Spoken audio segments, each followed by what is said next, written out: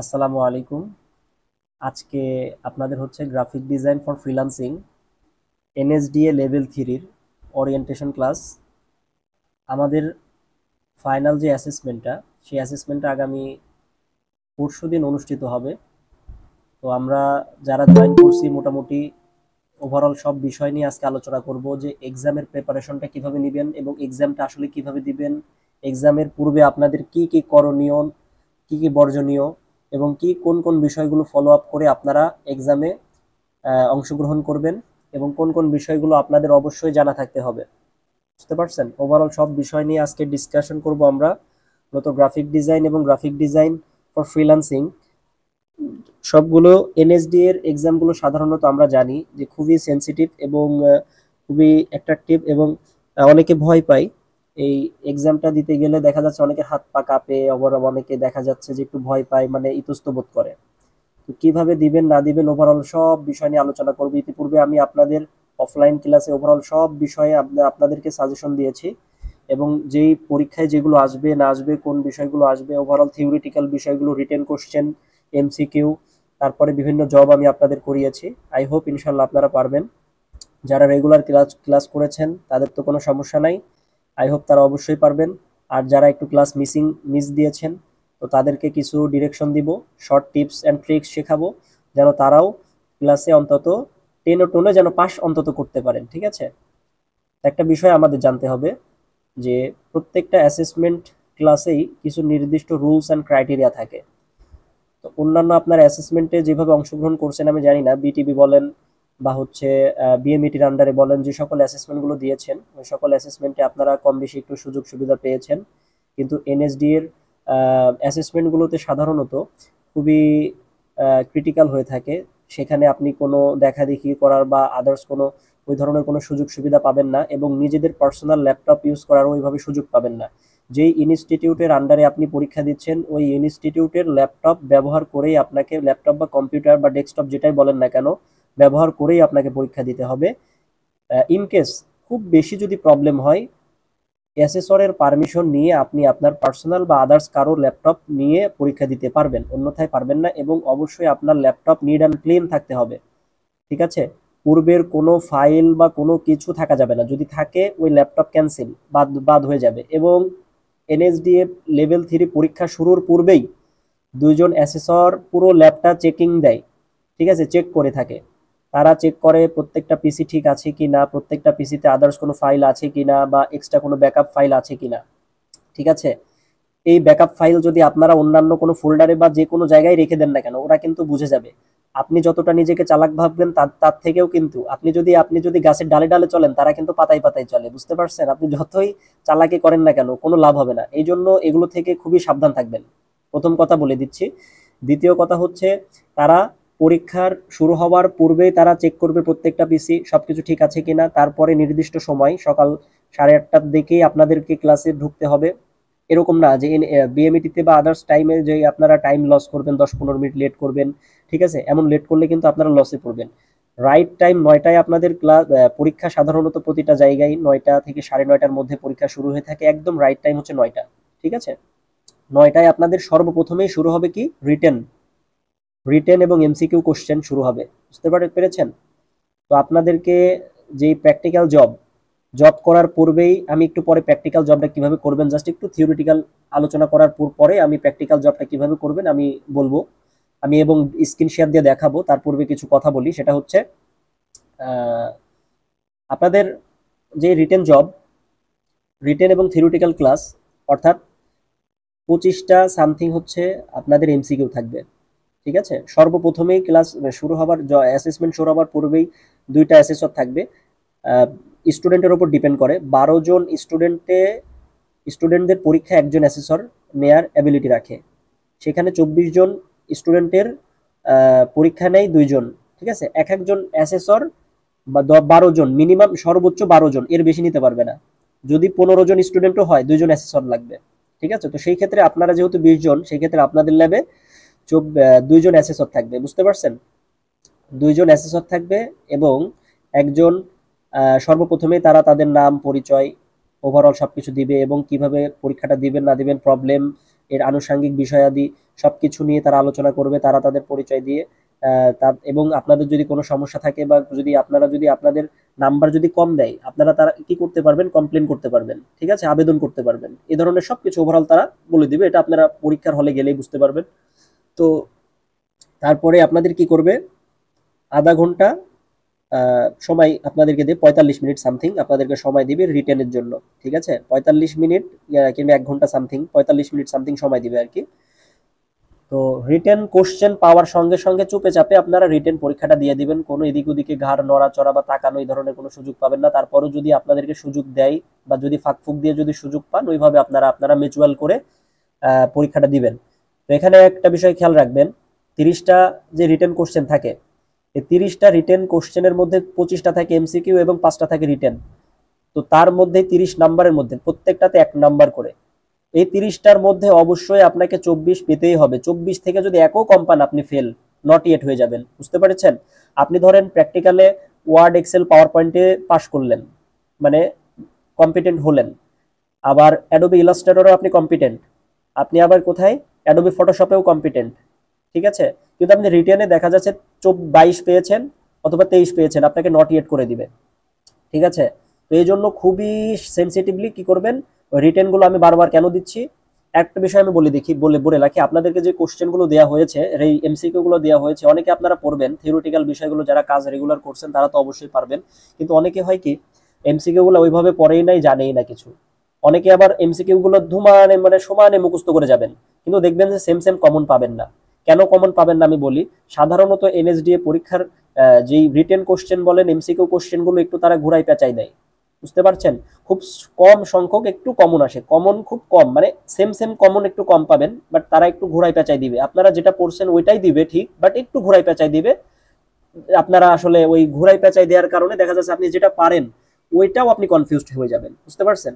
তো কনফিউজড হওয়ার কিছু নাই, যেটাই দেখ না কেন রিটেন কোশ্চেন এমসিকিউ গুলো আপনারা ওইভাবে বুঝে শুনে চেষ্টা করবেন যে একজন আরেকজনকে মিউচুয়াল করে পরীক্ষার হলে গিয়ে যার যেখানে বসবেন, যার যেখানে সিট থাকবে, তারা ওইভাবে একটু মিউচুয়াল করে পরীক্ষাটা এমসিকিউ গুলো কমপ্লিট করবেন। এবং রিটেনের ক্ষেত্রে আসি, রিটেনে প্রত্যেকটা কোশ্চেন কিন্তু ইংলিশে থাকবে। এখন একটা বিষয় বলে, যারা ইংলিশ একটু ভালো পারেন বা যাদের ইংলিশ নলেজটা একটু ভালো আছে, অবশ্যই তারা চেষ্টা করবেন যে ইংলিশে অ্যান্সার করার। ইংলিশে অ্যান্সার করলে দেখা যাচ্ছে যে অ্যাসেসররা আপনাকে স্মার্ট ভাবে এবং অ্যাক্টিভ পারসন ভাবে, সেই হিসেবে অ্যাসেসরের কাছে আপনি স্মার্ট এবং অ্যাক্টিভ হিসেবে আপনি কিন্তু নাম্বার বেশি পাবেন। এবং ইংলিশে যদি অ্যান্সার করেন, সেই ক্ষেত্রে দেখবেন যে যদি সিমিলারিটি একটু সরঞ্জামপূর্ণ, মানে মোটামুটি যদি ইংলিশে লিখে বোঝায়, সেম সেম সেন্টেন্স একটু ভুল হইতে পারে বা বাক্যে কোনো বানান বা স্পেলিং ভুল হইতে পারে, এটা কোনো নট এ ম্যাটার। আপনি জাস্ট অ্যাসেসরকে বুঝাইতে পারলেই হয়েছে যে এটা বুঝাইতে চাচ্ছে, রিটেনে এবং এমসিকিউতে এটা বুঝাইতে চাচ্ছে। এটা যদি আপনি ইংলিশে ওইভাবে বুঝাই লিখতে পারেন, তাহলে মনে করেন যে আপনি পাস। এই জন্য আমি সাজেস্ট করবো যে সবাই ইংলিশে অ্যান্সার করার, ঠিক আছে। তারপরে একান্তই যদি বাংলায় ইংলিশে যদি অ্যান্সার করতে না পারেন, আপনারা বাংলায় করবেন। আরো একটা বিষয় বলি, অনেকে ইংলিশ বুঝে না, রিটেন কোশ্চেনগুলোতে ইংলিশ যদি আপনারা না বোঝেন, সেই ক্ষেত্রে আপনারা কি করবেন, এই যে এমসিকিউ এবং হচ্ছে যেই ইয়েগুলো থাকবে, যেই রিটেন কোশ্চেনগুলো থাকবে, আপনারা যদি বুঝতে অসুবিধা হয় বা বুঝতে না পারেন, প্রশ্নটা কিন্তু আপনারা কি করবেন, অ্যাসেসরকে জিজ্ঞেস করবেন যেভাবে, sir excuse me sir, sir আমার একটা কোশ্চেন ছিল, জি বলেন। স্যার আপনার কাছে আসবে, তাকে বলবেন যে স্যার আমি হচ্ছে এই কোশ্চেনটা একটু বুঝতেছি না, কি বোঝাচ্ছে একটু বলেন না স্যার, এটার বাংলাটা কি হবে একটু বলেন না স্যার। এভাবে বলে নেবেন, স্যার স্যার এটা কি বোঝাইতে চাচ্ছে একটু বলেন না স্যার, এভাবে বলে দিবেন। তারা কিন্তু আপনাকে হেল্প করবে। কিছু কিছু অ্যাসেসর একটু ঘাড়তেরাম করে বা একটু কড়া, যারা স্ট্রেট অ্যাসেসর আছে, তারা হয়তো বা ওইভাবে একটু ইয়ে করবে না, কিন্তু প্রশ্ন যদি না বুঝতে পারেন, প্রশ্ন অবশ্যই 100% আপনাকে বুঝাই দিবে, সে জবের ক্ষেত্রে হোক বা রিটেনের ক্ষেত্রে হোক বা এমসিকিউ এর ক্ষেত্রে হোক। অবশ্যই আপনারা কি চুপচাপ বসে না থেকে, ভুলভাল অ্যান্সার না করে, আপনারা প্রশ্নটা বুঝে নেওয়ার জন্য অ্যাসেসরকে জিজ্ঞাসা করবেন। পাশাপাশি আর একটা বিষয় বলি, আপনারা অনেক দেখা যায় যে প্রশ্ন হাতে পাওয়ার পরে ভেবাচাকা খেয়ে যান, টাইম ওয়েস্ট করে ফেলেন। টাইম সবাই ঘড়ি রাখবেন কাছে, প্রত্যেকটা সেকেন্ড আপনাদের কাছে অনেক গুরুত্বপূর্ণ, ঠিক আছে, প্রত্যেকটা সেকেন্ড অনেক গুরুত্বপূর্ণ। সেই অনুযায়ী কি করবেন, টাইম দেখে দেখে দেখে দেখে তারপরে ফলো আপ গুলো করবেন, এমসিকিউ কোশ্চেন গুলো দিবেন, একটাও বাদ রাখবেন না, ঠিক আছে। প্রত্যেকটা কোশ্চেনের অ্যান্সার করবেন। পরবর্তীতে যেগুলো পারবেন ওইগুলো আগে করবেন, যেগুলো পারবেন না লাস্ট মোমেন্টে যদি দেখা দেখি সুযোগ পান বা মিউচুয়াল করার সুযোগ পান, ওইটা আপনারা হচ্ছে লিখে ফেলবেন। তাও যদি না পারেন, নিজের ব্রেনটে যেটা আসে ওটাই লিখবেন বা ওটাই করে ফেলবেন, একটাও বাদ রাখবেন না, বুঝতে পেরেছেন? পাশাপাশি আরো একটা বিষয় বলি, সেটা হচ্ছে যখন আপনাদের এমসিকিউ এবং রিটেন শেষ হয়ে যাবে, টাইম যখন আউট হয়ে যাবে, তখন আপনাদের খাতাগুলো কি করবে, অ্যাসেসর নিয়ে নিবে। বুঝতে পেরেছেন? অ্যাসেসর নিয়ে নিবে, নিয়ে নেওয়ার পরে আপনাদের হয়তো বা 10 মিনিট বা 15 মিনিটের একটা ব্রেক দিতে পারে। ঠিক আছে? তো 10 মিনিট বা 15 মিনিট ব্রেক দেওয়ার পরে বা আধা ঘন্টার যদি একটা ব্রেক দেয়, ওই ব্রেক টাইমের মধ্যে আপনারা কি করবেন, তো একজন আরেকজনের সাথে কি করবেন, মিউচুয়াল করবেন যে এই আপনাদের যদি কোনো একটা ভুল থাকে, একটা জিনিস খেয়াল রাখবেন, এমসিকিউতে 24-এ মিনিমাম 24 পাইতেই হবে। যদি 22 পান ফেল করবেন, নট এট হয়ে যাবেন। এই জন্য বারবার বলতেছি, যখন রিটেন এক্সাম শেষ হয়ে যাবে, তখন আপনারা কি করবেন, বাইরে যাবেন, একটু হাঁটাহাঁটি করলেন, মানে প্র্যাকটিক্যালের আগে একটু ইয়ে করার পরে একজন একজনকে জিজ্ঞেস করবেন যে এই 15 নম্বরটার অ্যান্সারটা কি, বা অমুকের অ্যান্সারটা তুই কি দিছোস বা তুমি কি দিছো, আপনি কি দিয়েছেন, এভাবে প্রশ্ন করে আপনারা ঠিকঠাক করে নেবেন। দেখা যাচ্ছে যে পরবর্তীতে যেন আপনার যদি ভুল হয়, সেটা যেন অ্যাসেসর যখন আপনাকে ভাইবাতে ডাকবে, ভাইবা বোর্ডে ডাকবে যখন এক্সাম শেষে, একদম লাস্ট লাস্ট মোমেন্টে, তখন আপনার অ্যাটিটিউড স্কিলটা টেস্ট করবে এবং আপনার কমিউনিকেশন স্মার্টনেসটা চেক করবে তখন। ঠিক আছে? আপনারা অবশ্যই ভাইবা দেওয়ার সময় অ্যাসেসরকে সালাম দিবেন, সুন্দরভাবে ভদ্রতার সাথে বিনয়ের সাথে বসবেন। বসার পরে সালাম দেওয়ার পরে বিনয়ের সাথে বসার পরে তা সে আপনাকে হয়তো বা আপনার সম্পর্কে জিজ্ঞেস করতে পারে হয়তোবা দু একটা কোশ্চেন করতে পারে, বা যেই কোশ্চেনগুলো ভুল করছেন, পরীক্ষায় যেগুলো দিয়েছেন এগুলোর মধ্যে যদি কোনোগুলো ভুল করে থাকেন, সেই ভুলগুলো আপনাকে 2-3টা কোশ্চেন করবে, 3টা কোশ্চেন করবে। তখন আপনাকে অবশ্যই পারতে হবে। যদি আপনি 2টা ভুল করছেন, ধরেন যে 3-4টা ভুল করছেন, আপনাকে 24 পান নাই, আপনি 22 পেয়েছেন, সেই ক্ষেত্রে 2টা সঠিক হওয়া লাগবে। তো সেই ক্ষেত্রে ওই এমসিকিউ থেকে, ওই রিটেন কোশ্চেন থেকে আপনাকে কি করবে, 2টা কোশ্চেন করবে আপনাকে। তখন আপনি যদি পেরে যান, সেই ক্ষেত্রে আপনাকে নাম্বার 2টা বাড়াই দিবে। তখন মনে করেন যে বিবেচনা করে আপনার নাম্বার বাড়াই দিলে আপনি 24 পেয়ে গেলেন, আপনি রিটেন পরীক্ষায় পাশ করে গেলেন। এই হচ্ছে বিষয়। ঠিক আছে? তো এই জন্য আমি বলছি, ওই যে পরীক্ষার মধ্যে যখন সময় পাবেন, তখন আপনারা একজন একজনের সাথে মিউচুয়াল করে নেবেন এবং কথোপকথন করে নেবেন যে তোরটা এটা ঠিক আছে কিনা আছে। বুঝতে পেরেছেন? আচ্ছা, অবশ্যই কি স্মার্টলি টাস টাস করে উত্তর দিতে হবে। ওই যে আমতামতা করবেন, তারপরে হচ্ছে একটু না না পারি না, নাকচ নাকচ করবেন, যেটাই পারেন না কেন নিজের ভাষায় বোঝানোর ট্রাই করবেন অ্যাসেসরকে। আপনি যদি নাও পারেন, ওইটা কি করবেন, একটু বোঝানোর ট্রাই করবেন। না পারার কিছু নাই, আমি ওভারঅল থিওরিটিক্যাল সব বিষয়গুলো আপনাদেরকে কোশ্চেন কিন্তু আমি দিয়ে দিয়েছি। ঠিক আছে? না পারার কিছু নাই। এই হচ্ছে বিষয়। তারপর আর একটা বিষয় বলি, যখন অ্যাসেসর যখন আপনাকে বিবেচনা করবে ভাইবা বোর্ডে, তখন নিজেই আপনি বুঝতে পারবেন যে আপনি কম্পিটেন্ট হয়েছেন নাকি নট ইয়েট হয়েছেন। তখন কিন্তু আপনি নিজে একটু ইশারা পাবেন। ঠিক আছে? একটু বুঝতে পারবেন অ্যাসেসরের ভাবভঙ্গি দেখে। ঠিক আছে? তো এই জন্য ওইভাবে একটু পরীক্ষাটা দিবেন। আরেকটা বিষয় বলি, যে যখন আপনারা প্র্যাকটিক্যাল জব করবেন, তখন কয় ঘন্টা সময় পাবেন? 3 ঘন্টা সময় পাবেন। তো 3 ঘন্টা যে সময় পাবেন, প্রথম 1 ঘন্টা কি, MS Word, Excel, PowerPoint. MS Word, Excel, PowerPoint থেকে হয়তোবা এমএস ওয়ার্ডে হয়তোবা আপনাদের একটা সিভি তৈরি করতে দিতে পারে, বা একটা প্রপোজাল লেটার তৈরি করতে দিতে পারে, বা একটা যে কোনো একটা ছোটখাটো একটা প্রপোজাল লেটার বা কিছু সামথিং কিছু দিতে পারে। এবং এমএস ওয়ার্ডে আমি এক্সেল কিভাবে লিঙ্ক আপ করবেন, এক্সেলের ফাইল কিভাবে লিঙ্ক আপ করতে হয়, এই বিষয়টা শিখিয়েছি। তো এই বিষয়টা মাস্ট বি ইম্পর্টেন্ট, এটা অবশ্যই আসবে। বর্তমানে কিন্তু এই যে গ্রাফিক্স ডিজাইন এবং গ্রাফিক ডিজাইন ফর ফ্রিল্যান্সিং এ এই জিনিসটা খুবই আসতেছে। এই যে লিঙ্ক আপ করা, ধরেন যে আপনাকে একটা বাজেট টেবিল দিল, বা একটা ছোটখাটো একটা হিসাব বা পাই চার্ট কোনো কিছু একটা দিল, এক্সেলে করবেন। প্রথমে এক্সেলে সেভ দিবেন, সেভ দিয়ে কি করবেন, ওইটা লিঙ্ক আপ করতে হবে, যে ইনসার্টে গিয়ে অবজেক্ট থেকে লিঙ্ক আপ করে দিতে হবে। এই বিষয়টা আপনারা শিখবেন, অবশ্যই এটা লাগবে কিন্তু, মাস্ট বি। তো এই জন্য আমি বারবার বলতেছি, কালকে সবাই অফলাইনে ক্লাসে আসেন, এই লিঙ্ক আপের বিষয়গুলো, ওয়ার্ড, এক্সেল, পাওয়ার পয়েন্টের এই বিষয়গুলো শিখে যান। আর পাওয়ার পয়েন্টে মনে করেন যে হচ্ছে 5টা বা 6টা স্লাইড থাকবে। ঠিক আছে? 5টা বা 6টা স্লাইড থাকবে, একদমই সিম্পল সিম্পল স্লাইড। যারা পাওয়ার পয়েন্টে কাজ পারেন না বা করেন নাই, তারা আমার কাছ থেকে প্রয়োজনে কালকে শিখে নেবেন। একদমই সিম্পল, আহামরি কঠিন কিছু না। আরেকটা বিষয় বলি, এমএস ওয়ার্ড, এক্সেল, পাওয়ার পয়েন্টে যে 1 ঘন্টা সময় পাবেন, ওই 1 ঘন্টার মধ্যে কভার করবেন আপনারা এমএস ওয়ার্ড, এক্সেল, পাওয়ার পয়েন্টে আপনারা দেখা যায় যে অনেকেই হিমশিম খেয়ে পুরো সময় টাইম নষ্ট করে দেয়। বুঝতে পারছেন? টাইম নষ্ট করা যাবে না। আপনারা প্রথমে চেষ্টা করবেন ওয়ার্ডটা আর এক্সেলটা অন্তত ভালোভাবে করার, পাওয়ার পয়েন্টটা তারপরে লাস্ট মোমেন্টে। ঠিক আছে? বুঝতে পেরেছেন? কারণ আপনাদের যদি 1 ঘন্টার বাইরে যদি চলে যান, আপনি ইলাস্ট্রেটর এবং হচ্ছে ফটোশপে ম্যানিপুলেশন থাকবে, ওটাতে কিন্তু কভার করতে পারবেন না, টাইম নষ্ট হয়ে যাবে। এই জন্য আপনারা 1 ঘন্টাটাই 1 ঘন্টাতেই করবেন। চেষ্টা করবেন ওয়ার্ড, এক্সেল, পাওয়ার পয়েন্টটা 50 মিনিটে কমপ্লিট করার। মানে 3টা জব 3 ঘন্টার মধ্যেই করতে হবে আর কি। বুঝতে পেরেছেন? আরেকটা বিষয় আমি বলি, সেটা হচ্ছে এমএস ওয়ার্ড, এক্সেল, পাওয়ার পয়েন্টেরটা গেল, এটাতে সময় নষ্ট করা যাবে না। এখন একটা কথা বলি, এমএস ওয়ার্ড, এক্সেল, পাওয়ার পয়েন্টে অনেকের একটু গ্যাপ থাকে বা ল্যাকিংস থাকে বা একটু কমতি থাকে। তো সেই ক্ষেত্রে যদি কম থাকে, কম থাক, সমস্যা নাই। অনেক সময় দেখা যায় যে অ্যাসেসররা অনেক সময় এমএস ওয়ার্ড, এক্সেলে যদি আপনারা মোটামুটি একটু পারেন, তাহলে ওরা কিন্তু এটাতে কি করে লাস্ট মোমেন্টে আপনার ইলাস্ট্রেটর ফটোশপে যদি পেরে থাকেন আপনি, ওই এমএস ওয়ার্ড এক্সেল পাওয়ার পয়েন্টটা তারা বিবেচনা করে নাম্বার দিয়ে দেয়, পাস করাই দেয়, একটু স্যাক্রিফাইস করে।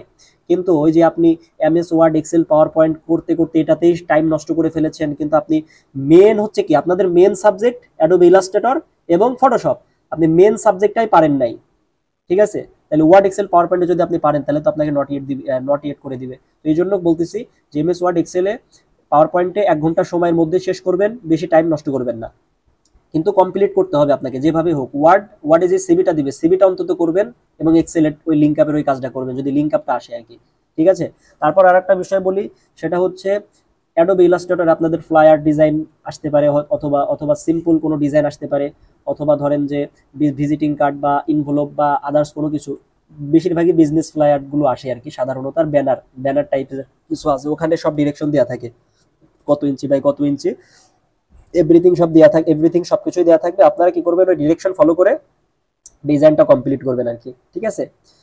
ডিজাইনটা অবশ্যই কি করবেন 1 ঘন্টার মধ্যে অ্যাডোবি ইলাস্ট্রেটর কমপ্লিট করবেন। তো একটা বিষয় বলি, অ্যাডোবি ইলাস্ট্রেটর অবশ্যই মাস্ট একটা লোগো থাকে, ঠিক আছে? লোগোটা আপনাকে যেভাবেই হোক অবশ্যই করে দেখাইতে হবে। লোগো যদি না পারেন আপনি নট ইয়েট, লোগোটা অবশ্যই আপনাকে করতে হবে।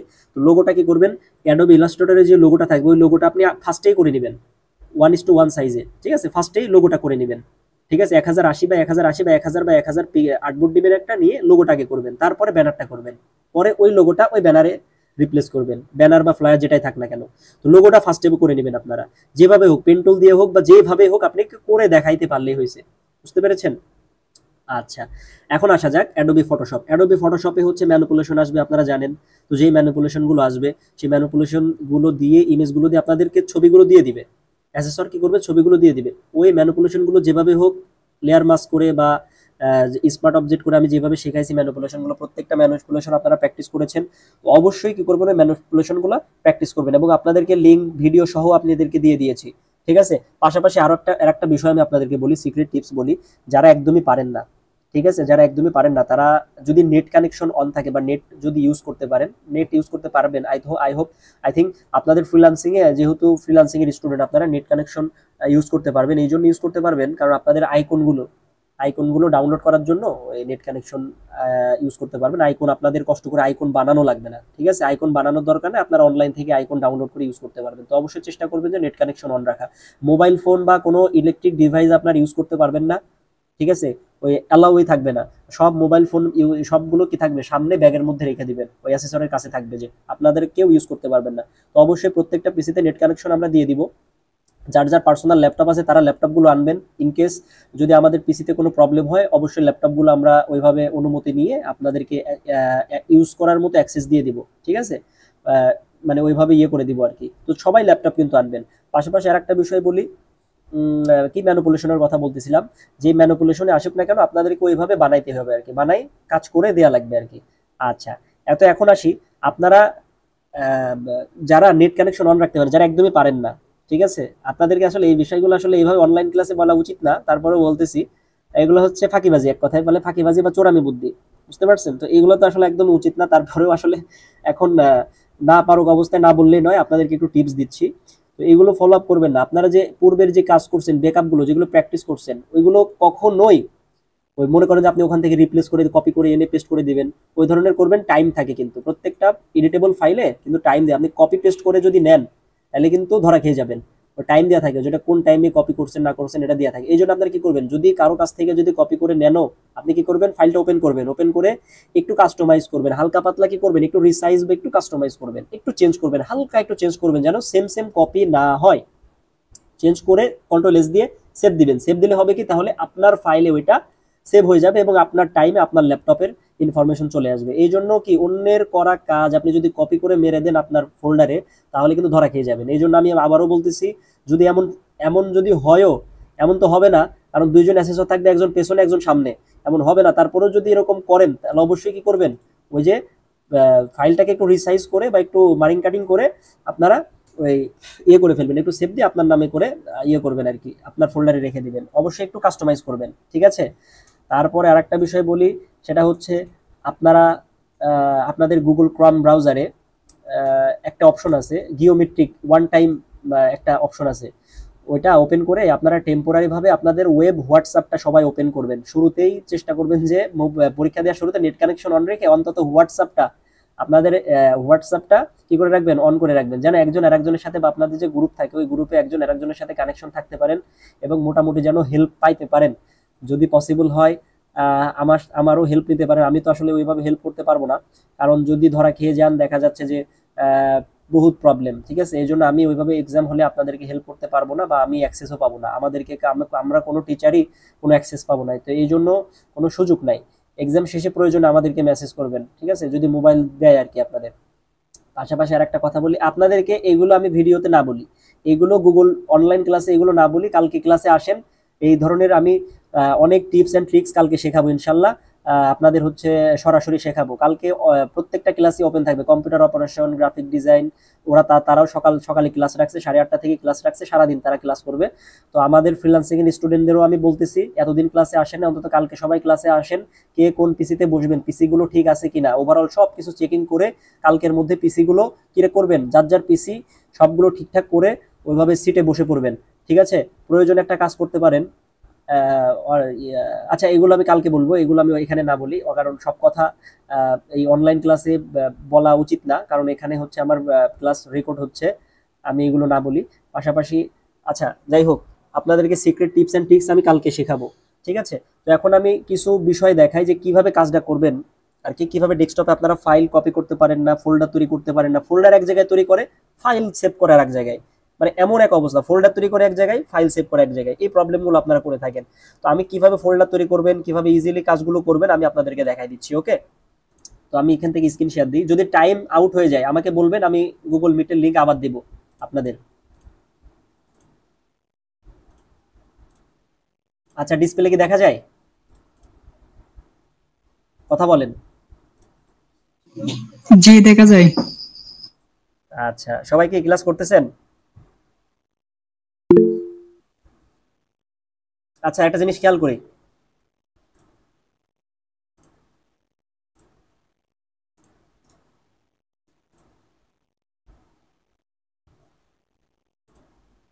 যদি কোনো প্রবলেম ফেস করেন বা ক্লাস টাইম আউট হয়ে যায় আমাকে ডাইরেক্ট কল দিবেন।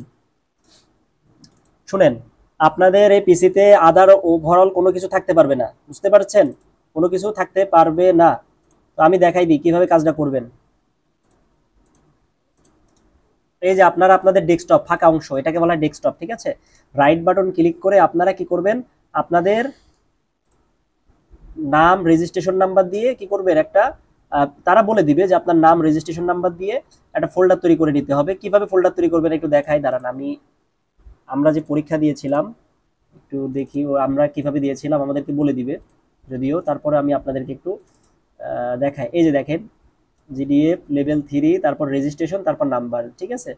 দেখেন রাইট বাটন ক্লিক করে নিউ থেকে ফোল্ডার, আপনাদের গ্রাফিক ডিজাইন ফর ফ্রিল্যান্সে জিডিএফ, ঠিক আছে, তারপর আন্ডার স্ক্রু দিতে পারেন, তারপরে L3, তারপর আবার আন্ডার স্ক্রু দিবেন, তারপরে কি করবেন, এই যে আপনাদের রেজিস্ট্রেশন নাম্বার যেটা থাকবে এটা দিবেন, তারপরে কি করবেন, আবার আন্ডার স্ক্রু দিয়ে ধরেন যে আপনাদের নাম পুরো নাম দিবেন, বা অথবা সাকিব এভাবে দিয়ে দিলাম, বা অমুক ফারজানা ইয়াসমিন প্রীতি বলেন বা সাব্বির হোসেন বলেন বা যেটাই বলেন না কেন এভাবে দিয়ে দিবেন, ঠিক আছে, যে বিষয়। তারপর ইন্টার দেন, এই যে আপনাদের ফোল্ডার হয়ে গেল। এই ফোল্ডারটা কিন্তু আপনাদের ডেস্কটপে আছে, বুঝতে পেরেছেন, ডেস্কটপে আছে। এই ফোল্ডারের মধ্যে 3টা ফোল্ডার তৈরি করবেন, ঢুকেন এর ভিতরে, এই যে রাইট বাটন ক্লিক করে নিউ থেকে জব 1, তারপরে ইন্টার দিবেন, রাইট বাটন ক্লিক করেন জব 2, রাইট বাটন ক্লিক করেন, ঠিক আছে, জব 3। এখন এখানে খেয়াল করেন জব 1-এ ঢুকবেন, ঠিক আছে। জব 1-এ আসার পর রাইট বাটন ক্লিক করে নিউ থেকে এমএস ওয়ার্ড কোথায়, এই যে মাইক্রোসফট ওয়ার্ড, এটাকে ক্লিক দেন, তারপর রাইট বাটন ক্লিক করে ফাইলটার নামটাম কিছু দেওয়ার দরকার নাই, রাইট বাটন ক্লিক করে চাইলে নামও দিতে পারেন, সমস্যা নেই, বা সিবি বা প্রপোজাল লেটার কিছু একটা দিতে পারেন। রাইট বাটন ক্লিক করে এক্সেল কোথায়, এই যে মাইক্রোসফট এক্সেল, এখানে যদি আপনাদের বাজেট টেবিল বা কোনো কিছু চার্টমার্ট থাকে সেটা নাম দিবেন।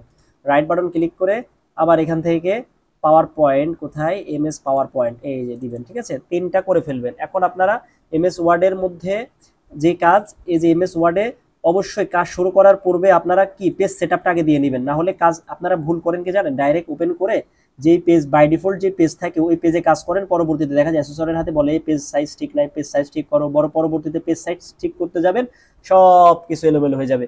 এই জন্য শুরুতেই আপনারা লেআউট থেকে পেজ সাইজ যেটা বলবে ওই সাইজটা করে নেবেন, প্রয়োজনে কাস্টম পেপার সাইজ যদি বলে এখান থেকে কাস্টম পেপার করে দিবেন, কাস্টম সাইজ দিবেন।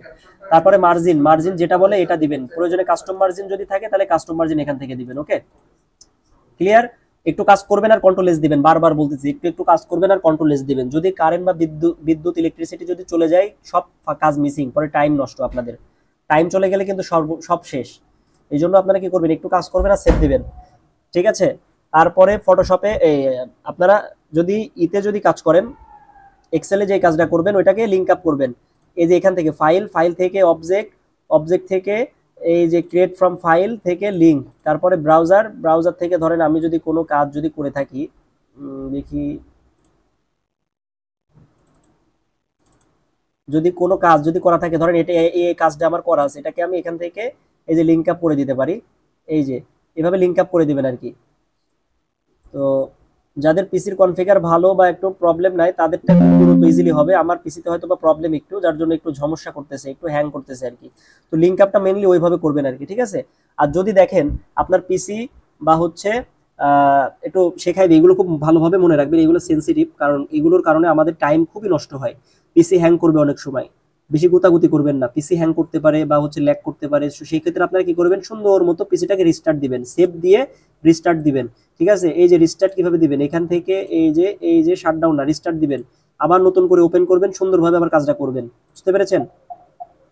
তারপরে একটু বলি, এমএস ওয়ার্ড গেল, এই এমএস ওয়ার্ডের লিঙ্ক আপের কাজগুলো, পাওয়ার পয়েন্ট প্রেজেন্টেশন গুলো কিভাবে করবেন প্রয়োজনে কালকে আমি দেখাই দিব।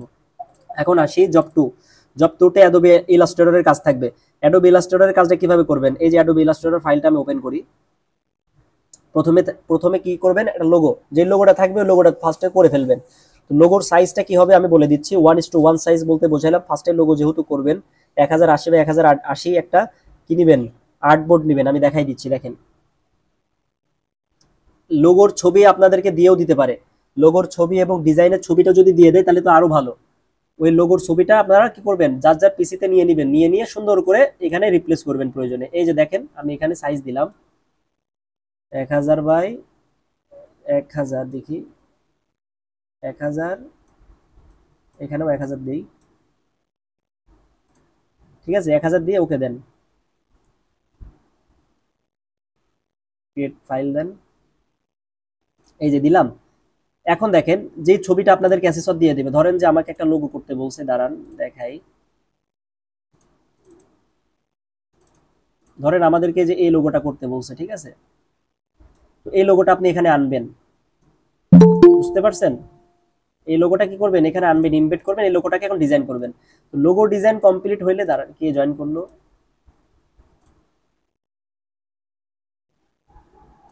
এই যে লোগো ডিজাইন কমপ্লিট, লোগোটা আগে করে নেবেন। লোগো ডিজাইন কমপ্লিট হওয়ার পরে আপনি কি করবেন, ফাইল, ফাইল থেকে প্রথমে এআই ফাইল সেভ দিবেন। কি ফাইল, এআই ফাইল, মানে এডিটেবল ফাইল। এআই ফাইলটা সেভ দেওয়ার পর কোথায় সেভ দিবেন, আপনি যেহেতু ডেস্কটপে ফোল্ডার তৈরি করছেন, এই যে ডেস্কটপে যান, এই যে আমার নাম, এই যে জিডিএফ L3, এই যে সাকিব, এটা আমার ফোল্ডার, এখানে যান জব 2, জব 2তে গিয়ে এই যে এখানে লেখেন লোগো ডিজাইন বা লোগো, শুধু লোগো লিখেন, ঠিক আছে? লোগো ডিজাইন, তারপর সেভ। প্রথমে আমি এআই ফাইলটাকে সেভ দিব, ঠিক আছে?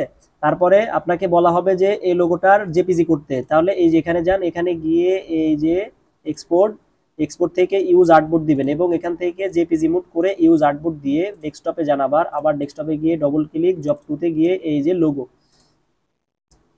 কালার মোড কি করবেন, RGB দিয়ে এই যে সেভ দিয়ে দেন, তাহলে লোগোর কাজ কমপ্লিট। তো এখন আপনাদের থাকবে কি, ব্যানার বা যেটাই থাকুক না কেন, নতুন আর একটা ফোল্ডার নেবেন, ফোল্ডার নিয়ে আপনাদের একটা ব্যানার দিবে, যে ব্যানারে হয়তো বা দিতে পারে যে 5, দাঁড়ান আমি 5 ইঞ্চি, 5 ইঞ্চি এবং 3 ইঞ্চি এরকম একটা সাইজ দিয়ে দিতে পারে, এবং ব্লিড এরিয়া দিতে পারে, ঠিক আছে? 0.125 বা 0 পয়েন্ট যেটাই দেখ না কেন, 0.125, ঠিক আছে? বাইরে ক্লিক দিয়ে ব্লিড এরিয়া থাকবে, একটা আর্টবোর্ড নিলাম আমি। বুঝতে পেরেছেন? এই যে দেখেন এটা আমার ব্যানার ডিজাইনের কি আর্টবোর্ড, বুঝতে পেরেছেন? এখন আপনাদের একটা সেফ এরিয়া ক্রিয়েট করতে বলবে, অবশ্যই ব্যানার বা যেটাই বলেন আগে সেফ এরিয়া কিভাবে ক্রিয়েট করবেন, এই সেম একটা আর্টবোর্ড নেবেন, সেম বলতে কি আপনাদেরকে বাই ডিফল্ট যদি নিতে যান প্রবলেম হইতে পারে। মানে এটা আমি কি 5/3 ওয়াইডে 5 দিছি, ক্লিক করেন 5 ইঞ্চি বাই 3 ইঞ্চি, এই যে আর্টবোর্ড, এটার কালারটা আপনি এখান থেকে এই যে আর্টবোর্ড নিলাম, এটার কালারটাকে আপনি এই যে করে দেন, বাই ডিফল্ট করে নিলাম। এই যে এটাকে আমি এখন মিডিল অ্যালাইন করি, দেখি অ্যালাইনমেন্ট থেকে মিডিল মিডিল। এখন আমরা সেফটি মার্ক, আপনাদেরকে অবশ্যই সেফ এরিয়া ক্রিয়েট করতে বলবে। তো সেফ এরিয়া কিভাবে ক্রিয়েট করবে, ওখানে স্পেসিফিক সেফ এরিয়া দেওয়া থাকবে, ওইটাই দেওয়া লাগবে আপনাকে, বাড়তি দিতে পারবেন না। তো সেই ক্ষেত্রে অবজেক্টে যান, অবজেক্ট থেকে পাথ, পাথ থেকে অফসেট পাথ, অফসেট পাথ থেকে এই যে আপনাদেরকে সেফটি মার্ক বলবে যে 0.137 এরকম কিছু একটা থাকবে, বা যেটাই দেওয়া থাকুক না কেন। তো আমি মাইনাস, সেফ এরিয়া ক্রিয়েট করার জন্য অবশ্যই মাইনাস দিবেন, -0.137, ঠিক আছে, বা 135 বা যেটাই থাক না কেন এই দিবেন। তারপর প্রিভিউ 1 দেন, এই যে প্রিভিউ 1 দিলাম, এই যে এখান থেকে ওকে করে দেন। ওকে করে দেওয়ার পর জাস্ট কালারটা একটু চেঞ্জ করেন, এই যে এটাই আপনার কি, এই হলুদ কালারটাই সেফ এরিয়া। তো নিচের কালারটাকে আপনি ডিলিট করে দেন, নিচেরটাকে, এটাকে আপনি রাইট বাটন ক্লিক করে মেক গাইড করে দেন, মেক গাইড, এই যে গাইড হয়ে গেল। রাইট বাটন ক্লিক করে আবার কি করেন, লক গাইড, বা এই গাইডটাকে লক করে দেন। বা একটা কাজ করতে পারেন, এই যে এটাকে আমি তো গাইড করছি তাই না, এটাকে গাইড করে দিছি, দেখেন এই গাইডটাকে লক আনলক করে দিলে আনলক হয়ে যাবে, হাইড গাইড করে দিলে হাইড হয়ে যাবে, তো দরকার নাই। এটাই হচ্ছে সেফ সেফ এরিয়া। তো অনেক সময় অনেক অ্যাসেসর বলে যে সেফ এরিয়া যে তুমি ক্রিয়েট করছো এটাকে একটু স্টক কালার দিয়ে দেখাও, তো সেই ক্ষেত্রে আপনি কি করবেন, এই যে এটাকে এই বরাবর সেম টু সেম বরাবর নেন, নিয়ে ফিল কালারকে অফ করে দেন, জাস্ট স্টক কালারটাকে একটু বাড়াই দেন, আর স্টক কালারের কালারটাকে আপনি কি করেন, রেড কালার করে দেন। এই যে এটাই সেফ এরিয়া আপনার, ঠিক আছে, এটাই কি সেফ এরিয়া, ক্লিয়ার। মানে সেম কাজ, যেইলাও হেই কদু আর কি, এটাই সেফ এরিয়া। তো আপনি কি করছেন, স্টক কালার না দিয়ে আপনি ডাইরেক্ট সেফ এরিয়া নিয়ে নিছেন। দাঁড়ান, কে জয়েন করছে, আচ্ছা। তো এখন এই ব্যানারটা কমপ্লিট করবেন, ব্যানারটা ওভারঅল সব কমপ্লিট করার পর লোগোটা ধরেন যে ব্যানারের ভিতরে আনেন, এই লোগোটা ব্যানারে থাকতে হবে, কারণ বলে দিবে যে লোগোটা যেখানে থাকবে সেখানে। এখন এটাকে আমরা সেভ দেই, এই ব্যানারটা, এই যে এক্সপোর্ট না, ফার্স্টে আগে আমার এআই ফাইল সেভ দেওয়া লাগবে। এই যে এআই ফাইল কোথায় সেভ দিবেন, এখানে গিয়ে এই যে জব টুতে ব্যানার ডিজাইন, ঠিক আছে। এখন এটার কি কি বলবে, যে বলবে যে জেপিজি এবং ইপিএস ফাইল সেভ দাও। তো ইপিএস ফাইল কিভাবে সেভ দিবেন, ফার্স্ট আমি জেপিজি দেই, এই যে জেপিজি ফাইল সেভ দিব, 8 জিবি করে নিলাম, এই যে জেপিজি ফাইল সেভ দিলাম, হয়ে গেছে। এখন ইপিএস, ইপিএস ফাইলটা কিভাবে সেভ দিবেন, এক্সপোর্ট অ্যাজ, এই যে এখান থেকে ক্লিক দেন, ইউজ আর্টবোর্ড দিয়ে, এই যে দেখি এই যে এসবিজি ফাইল, এটাকে বলা এসবিজি। আর এখানে ইপিএস, আচ্ছা ইপিএস ফাইলটা এখানে নাই, তাহলে ইপিএস ফাইলটা কোথায় থেকে পাবেন, দেখেন ইপিএস ফাইলটা আপনাকে সেভ অ্যাজে যাইতে হবে, ফাইল থেকে save as, save as, save অ্যাজে গিয়ে save on your computer, same ভাবে এই যে অ্যাডোবি সেভ অ্যাজ টাইপ, এটা হচ্ছে এআই ফরম্যাট। আমি এখান থেকে ইপিএস ইলাস্ট্রেটর ইপিএস ফাইল, এই যে ইপিএস করে দিব, ইউজ আর্টবোর্ড দিলে দেন, এই যে দেন ওকে, ওকে করে এই ওকে করে দেন, এই যে সেভ অ্যাজ হয়ে গেল। এখন একটা জিনিস খেয়াল করেন, ইপিএস ফাইল সেভ দিলে এটা কিন্তু দুইটা হয়ে যায়, কয়টা হয়ে যায়, দুইটা, দেখেন খেয়াল করেন, জব টুতে যাব, এই যে দেখেন ব্যানার ডিজাইন, এই যে ইপিএস ফাইল, এই যে এটা হচ্ছে ইপিএস, দেখছেন, এই যে দেখেন ইপিএস এর ফাইল ফরম্যাট কি, ইনক্যাপসুলেটেড পোস্ট স্ক্রিপ্ট, এটা হচ্ছে ইপিএস এর ফুল মিনিং আর কি। তো আমি কি করব, এই যে ব্যানার ডিজাইন টুটা ডিলিট করে দিব, এটাও ইপিএস এটাও ইপিএস দুইটাই, তো এটাকে আমি ডিলিট করে দিলাম। এই যে আমার এখানে কি কি ফাইল পেয়ে গেলাম, এআই ফাইল পেয়েছি, লোগো পেয়েছি, লোগো জেপিজি পেয়েছি, ব্যানার জেপিজি পেয়েছি, ব্যানার ইপিএস ফাইলও পেয়ে গেছি আমরা। তাহলে আমাদের কি অ্যাডোবি জব 2 কমপ্লিট। এখন আমরা জব 3 তে চলে আসি। জব 3 তে আসবেন, এই যে আমি এখন অ্যাডোবি ফটোশপ ওপেন করি।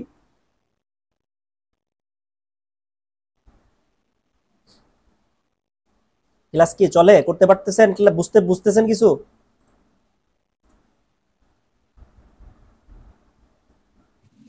জি স্যার, বুঝতেছি।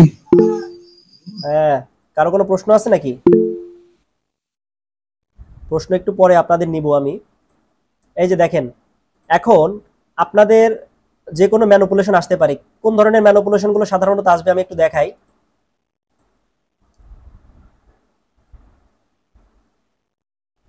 এই যে রিসেন্টলি যে জবটা আসছিল সেটা হচ্ছে এই যে আহ, এই যে এই জবটা কিছুদিন আগে এনএসডিএ লেভেল 3 এর পরীক্ষাতে আসছিল, দেখাই, এই একটা জব, এই যে অনলাইন শপের এই লোগোটা করা লাগতে পারে এবং এই ধরনের একটা ফ্লায়ার করা লাগবে, ঠিক আছে? এই যে এই ধরনের বুক নাও, এই ধরনের একটা ফ্লায়ার করা লাগবে, এখানে সব কিছু দেওয়া আছে ওভারঅল সব বিষয়গুলো।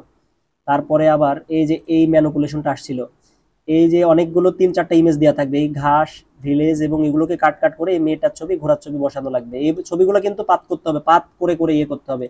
এই একটা ব্যানার, এই যে এই পাখির লোগোটা আসতে পারে, এই পাখির লোগোটা কিন্তু বারবারই মাঝে মধ্যে আসে, এখন বর্তমানে খুব আসতেছে, এটাও দেখতে পারেন। এই একটা ব্যানার, পারবেন না এগুলো করতে?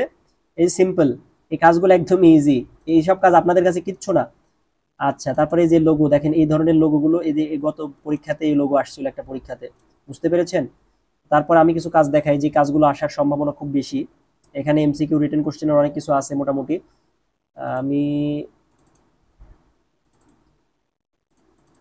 এই যে দেখেন এখানে যে ম্যানিপুলেশন গুলো আছে দেখেন, এই যে এই একটা ম্যানিপুলেশন, এই ম্যানিপুলেশনটা মনে করেন যে আসে পরীক্ষাতে আসে, কিন্তু 3-4টা ইমেজ নিয়ে এটা আমি দেখাইছি, ভিডিও দিয়ে দিছি আপনাদের। তারপর দেখেন এই ক্যামেরার মধ্যে একটা ছবি ঢুকানো, এই ধরনের ম্যানিপুলেশন গুলো আসবে পরীক্ষায়, আসে এনএসডিএ পরীক্ষায়, গ্রাফিক ডিজাইন ফর ফ্রিল্যান্সিং এ। তারপরে ধরেন যে এই যে দেখেন এই একটা ম্যানিপুলেশন, এই ম্যানিপুলেশনটা কিভাবে করছে দেখেন, এখানে এই যে এই ইমেজ, এই ইমেজ, ঘোড়ার ইমেজ, এই কয়েকটা ইমেজ মিলে একটা ম্যানিপুলেশন করছে, ঠিক আছে? তারপরে এই যে একটা ম্যানিপুলেশনে এমন একটা মরুভূমি, মরুভূমির পাশে একটা ঘোড়া চলে যাচ্ছে, ধোয়া ধোয়া ভাব, এগুলো আসতে পারে, ঠিক আছে? তারপরে দেখেন এই যে লোগো, এই লোগোটাও আসতে পারে, এই লোগো আপনাদেরকে করাইছি, ঠিক আছে? এই যে এই লোগোগুলো আপনাদেরকে করানো হয়েছে, করছেন। তারপরে দেখেন এই যে এই এতগুলো ট্রেনের ইমেজ দিয়ে একটা ডিজাইন করা লাগতে পারে, ঠিক আছে? এখানে যতগুলো কি এই প্রত্যেকটা ক্যামেরা, তারপর এগুলো দিয়ে কিন্তু আপনাদেরকে করানো হয়েছে, তো আপনারা পারেন। তো আমি বলি আমাদের আরেকটা কিছুদিন আগে আরেকটা জব দেখাই, 1-1.5 মাস আগের একটা জব দেখাই। এই যে দেখেন এই একটা ম্যানিপুলেশন, এই যে ম্যানিপুলেশন, এই একটা ম্যানিপুলেশনও কিন্তু আসতে পারে, ঠিক আছে? এই যে প্রাইভেট জিপ, এটা আপনাদেরকে করানো হয়েছে, আপনারা পারেন, ভিডিও আমার ইউটিউব চ্যানেলে দেওয়া আছে, আপনারা চাইলে ইউটিউব ফলো করে দেখে নিতে পারেন। কতগুলো ইমেজ দেখেন, এই যে আর্থ, এগুলোকে পাত, খেয়াল করছেন এখানে আর্থ পাত, এই যে পাত, এই যে পাত, ফিল্ড পাত, জিপ পাত, পাত কেন করা হয়েছে এগুলোকে বলা হবে ফটোশপে মাস্ট বি প্রত্যেকটা ছবি আপনি যে সেপারেট করবেন, মানে কেটে কেটে আনবেন, এগুলোকে পাত করে করে পেন টুল দিয়ে সিলেকশন করে পাত করতে হবে, মেক ওয়ার্ক পাত করে সেভ দিতে হবে, না হলে কিন্তু আপনার হবে না, ঠিক আছে? মেক ওয়ার্ক পাত দিতে হবে, কারণ এই পাতটাই খেয়াল করে অ্যাসেসর। এই ফটোশপের মেন কাহিনী হচ্ছে পাত, আপনি পেন টুল দিয়ে পারেন কিনা এটা দেখার জন্য আর কি, বুঝতে পারছেন? তো পাত কিভাবে সেভ দিবেন আমি কিন্তু আগে আপনাদেরকে দেখাইছি, বুঝতে পেরেছেন? এই যে মেন ছবিগুলো হচ্ছে এইগুলো। তো আমি একটা আপনাদেরকে পাত ক্রিয়েট করা কিন্তু আমি এর আগে দেখাইছি, ওই যে ভিডিও আছে, প্রয়োজনে আমার এই ম্যানিপুলেশনের ভিডিওটা দেখে নেবেন, যে আমি কিভাবে পাত করা শেখাইছি আপনাদের, পাত সেভ দিবেন কিভাবে, এই ম্যানিপুলেশনের ভিডিওটা ইউটিউবে দেওয়া আছে, আপনারা দেখে নেবেন। এখন এই পাতগুলো করতে গেলে অনেক সময় লাগবে, বুঝতে পারছেন? জাস্ট আমি সিম্পলি আপনাদেরকে একটু কাজটা দেখাই, সিম্পল কিভাবে ম্যানিপুলেশনটা করবেন। ধরেন যে আপনি নিউ একটা আর্টবোর্ড বলে দিবে, ঠিক আছে? আপনাদেরকে ফটোশপে একটা আর্টবোর্ড দেওয়া থাকবে, ধরেন যে আপনার 10 ইঞ্চি, দাঁড়ান এখানে আমি 10 দিলাম, এখানে দিব আমি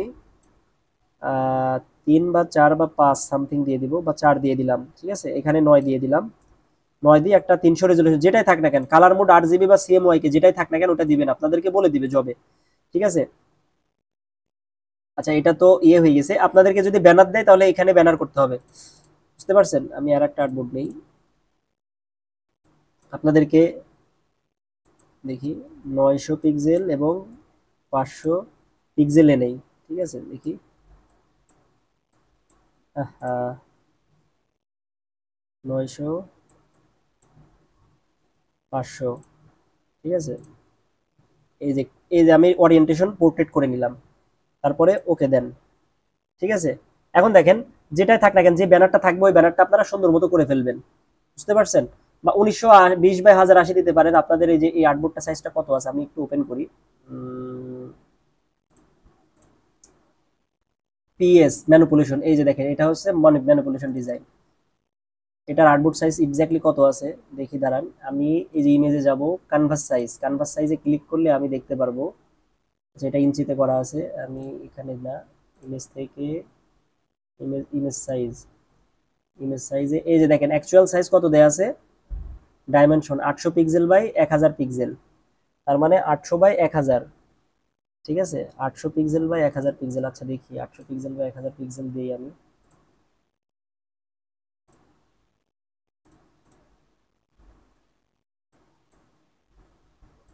800,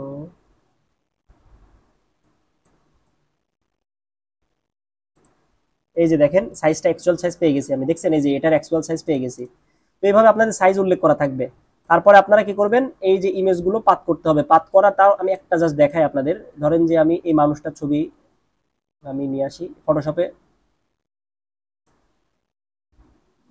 একটু সময় লাগবে। এই যে দেখেন নিয়ে আসলাম এটাকে, এই যে দেখেন দেখেন ওকে করার পর এখান থেকে কি দিচ্ছে, এখানে কি আসতেছে, পাথ। এটা কি স্মার্ট অবজেক্ট চলে আসে, রাইট বাটন ক্লিক করে এটাকে রাস্টারাইজ লেয়ার করে নেন।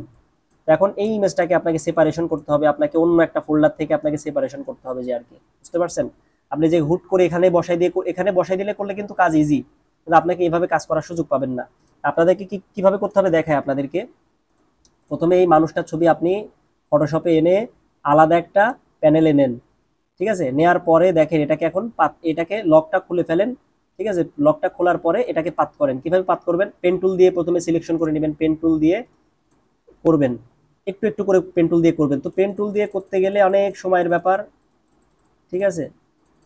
তো তাও আমি একটু দেখাই দিই, একটু শর্টকাটে একটু একটু দেখাই দিই। টাইম কি আউট?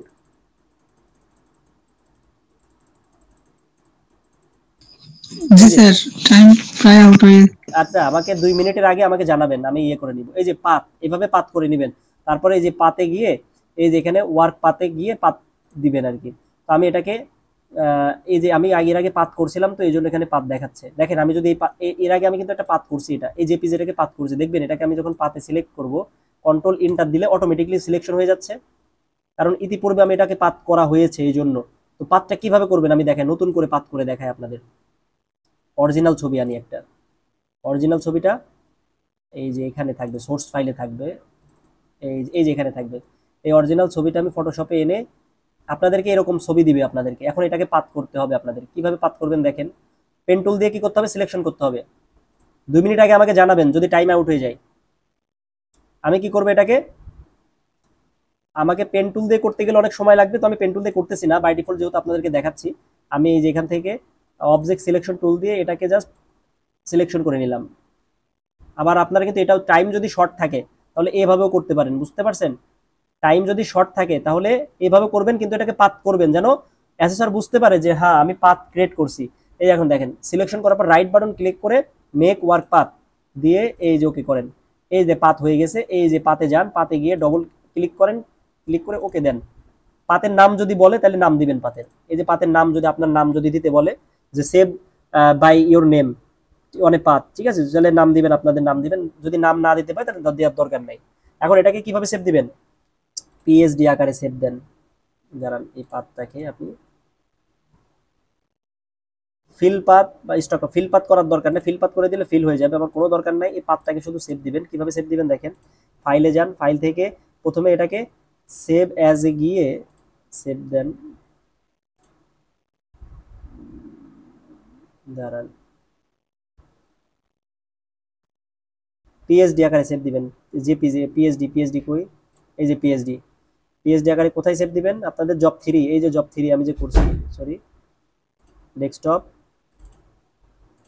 এই যে এটার নাম কি ম্যান, এটা মানুষের, মানুষ পাত, পাত আগে সেভ দিলে নিয়ে আমি, ঠিক আছে।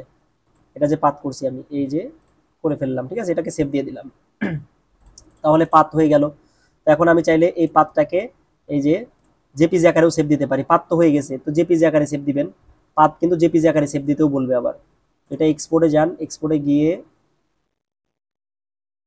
মেনলি আগে এইসব পাতমাত করতে গিয়ে সময় নষ্ট করেন না, আগে প্রথমে ডিজাইনটা কমপ্লিট করবেন, লাস্ট মোমেন্টে দেখা যাচ্ছে যে পাত একটা একটা করে ক্রিয়েট করে যে অ্যাসেসরকে দেখাবেন যে এই যে পাত করছি আমি, ঠিক আছে। এই যে মানুষটার ছবি এই যে পাত আকারে সেভ দিয়ে দেন,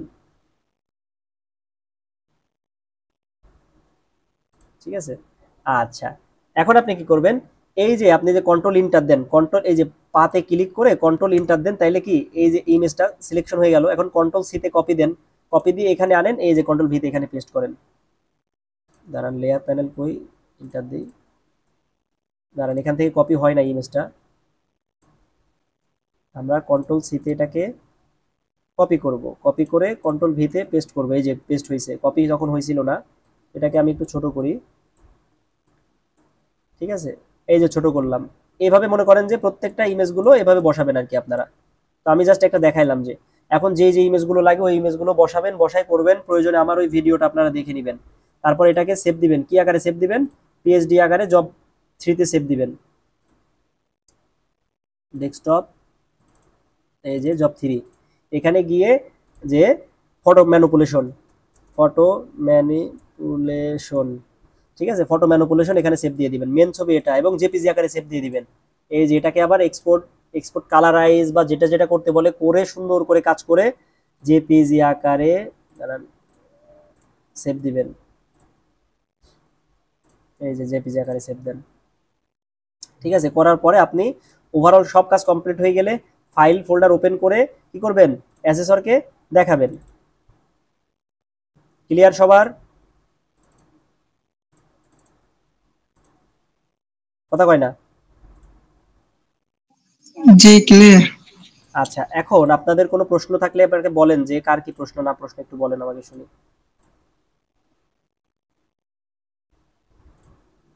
বলেন, কোনো প্রশ্ন আছে কারো? কারো প্রশ্ন থাকলে একটু করেন, হুটহাট করে ফেলেন, আমি শেষ করে দিব আজকে, এবং কালকে সকালে আসবেন সবাই ক্লাসে। সবার কয় ঘন্টা দিবে স্যার? আরে সময় ওভারঅল সব মিলে 4 ঘন্টা সময় থাকবে, যে written, Word, Excel, PowerPoint, Photoshop, Illustrator সব মিলে 4 ঘন্টা সময় পাবেন, এবং 1 ঘন্টা লাঞ্চের সময় পাবেন, 1 ঘন্টা লাঞ্চের সময় পাবেন, ঠিক আছে। টোটাল 5 ঘন্টা? টোটাল 4 ঘন্টা আর কি, মানে 4 ঘন্টা ওভারঅল সব মিলে 4 ঘন্টা।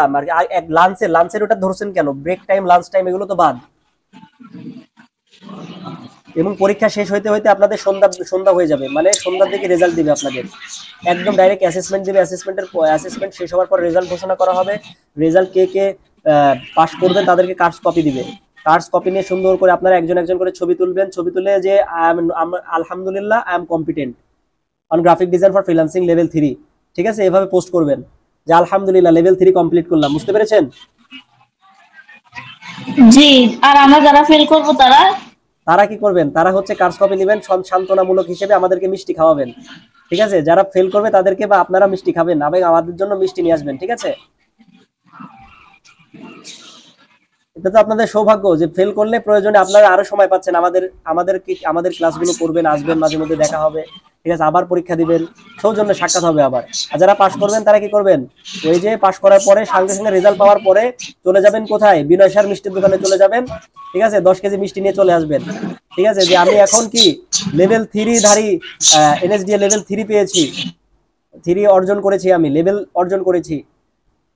তো এটা একটা সুবর্ণ সুযোগ আপনাদের জন্য। তো এই সুযোগে আপনারা আমাদের সবাইকে মিষ্টি খাওয়াবেন, ঠিক আছে। আর কারো কোনো প্রশ্ন আছে?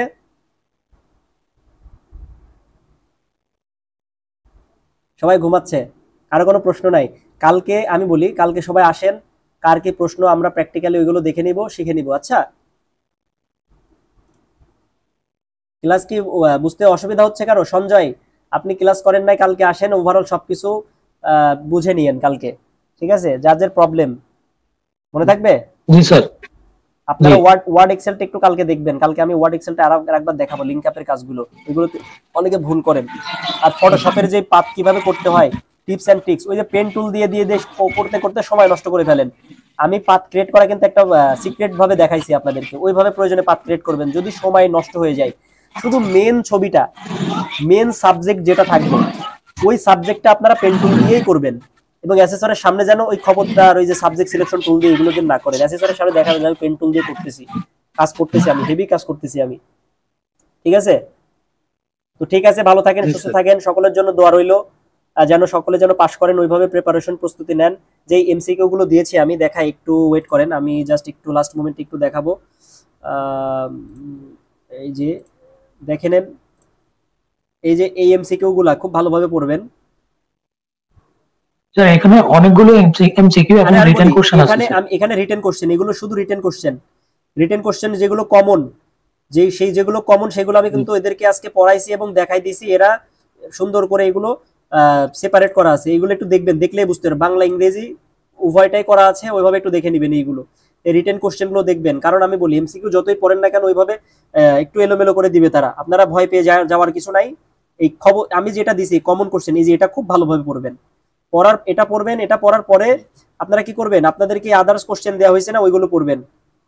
আদার্স কোশ্চেন অনেক দেওয়া হয়েছে আপনাদের। এই যে দেখেন এখানে অনেক কোশ্চেন আমি আপনাদেরকে দিয়েছি, ঠিক আছে, অনেক কোশ্চেন। এই যে দেখেন, এই যে এই একটা কোশ্চেন, এটা দেখবেন, ঠিক আছে। অনেক এই কোশ্চেন গুলো দেখবেন আপনারা তো দেখেন না। দাঁড়ান আরেক জায়গায় দেখাই। এই যে দেখেন এনএসডি, এই যে ওই যে এখানেও কিন্তু ওভারঅল একটা রিটেন কোশ্চেন আছে, এই রিটেন কোশ্চেন গুলো দেখবেন, ঠিক আছে, একটু দেখবেন, একটু এক ঝলক দেখবেন। আর হচ্ছে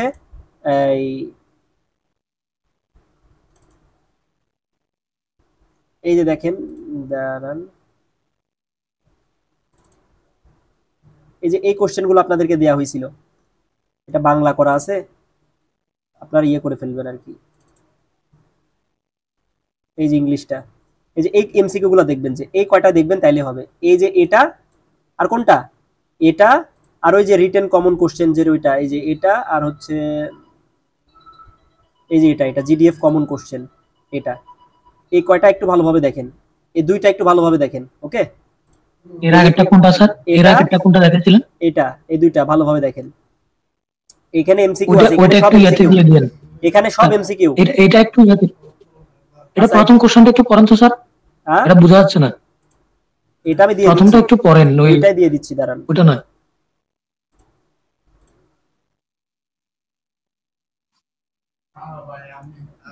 কোনটা পড়বো বললেন? হোয়াট ইজ ব্লিড এরিয়া, যেখানে এমসি, না না এটা না, এটা তো আছে এমসিকিউ যেটা, ওটা প্রথমটা একটু পড়লে আমি কনফার্ম হতাম যে কোনটা এটা। Shortcut to transform an object is, ঠিক আছে, জি জি জি, এটা দিয়েছেন। ট্রান্সফর্মের জন্য শর্টকাট কিবোর্ড কমান্ড কি? Shortcut to transform an object is. মানে কোন অবজেক্টকে যদি ট্রান্সফর্ম করতে হয়, যায় বারবার দেখেন না ফটোশপে কন্ট্রোল টি দিয়ে ট্রান্সফর্ম করেন, ওই যে ওইটার কথা বোঝাচ্ছে আর কি, ঠিক আছে। এইগুলো আর কি ভালোভাবে পড়বেন। ঠিক আছে, ভালো থাকেন, সুস্থ থাকেন। আপনাদের জন্য দোয়া ও শুভকামনা রইল। আগামী কালকের পরীক্ষাটা ভালোভাবে, আগামী পরশুদিনের পরীক্ষাটা ভালোভাবে দেন এবং সবাই কম্পিটেন্ট হয়ে মিষ্টি খাওয়ান। ওকে, ঠিক আছে, আল্লাহ হাফেজ।